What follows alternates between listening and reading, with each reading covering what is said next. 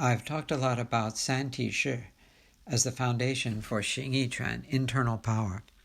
Although most people seem to understand this as a static practice of a rigid stance, that's not the real purpose at all. And it has nothing to do with strengthening your leg muscles or anything physical.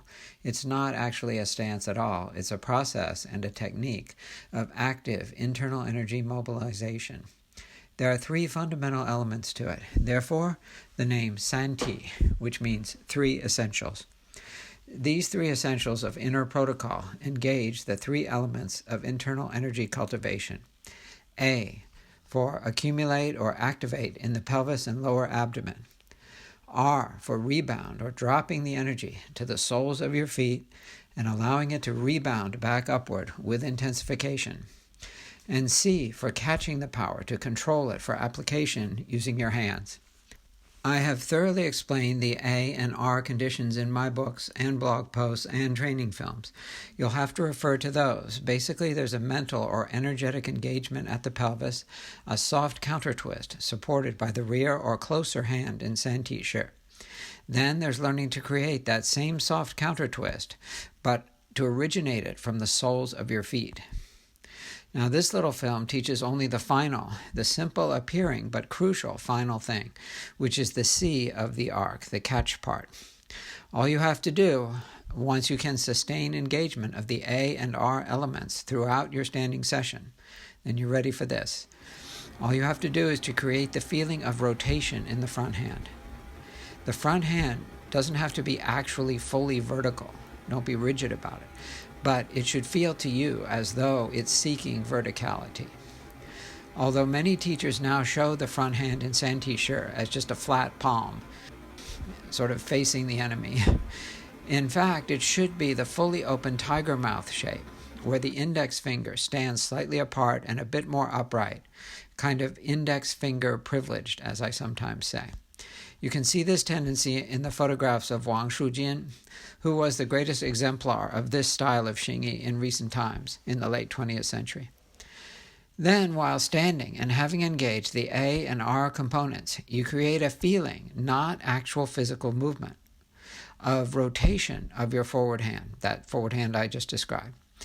That will be a feeling of counterclockwise rotation when the left foot is forward, and a feeling of clockwise rotation when your right foot is forward in the SANTISHI.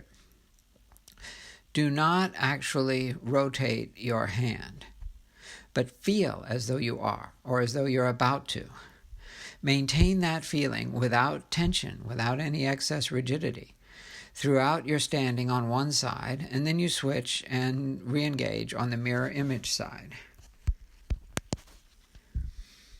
This will open the flow for a torrent of energy generated from the A and R elements, which will then stream out continuously from your body, attracted by the C component, the final component. And it will be strongest along the forward inner edge of your bladed torso and the extended forward arm, the lower edge of your extended forward arm. But gradually, the internal energy of your entire body will be massively enhanced by this semi-secret technique. This is actually the static form of what should also be done in Bagua Zhang, Bagua circle walking. In Bagua, the extended hand, you always have one hand extended right to the inside of the circle. That extended hand's rotation in really deep, sort of semi-secret Bagua, it will rotate to track your walk. So just as what you're imagining at first, you're just imagining in the SANTISHI, that you're rotating your hand. In the Bagua circle walk, you actually do rotate the hand, very slightly and softly, corresponding to the progress along the circle. So the rotation of your hand is basically a small mirror of the circle component, the curvature of the circle. But in Bagua, you actually do physically rotate your palm very slightly and very softly. Don't make a huge performance out of it as you walk the circle.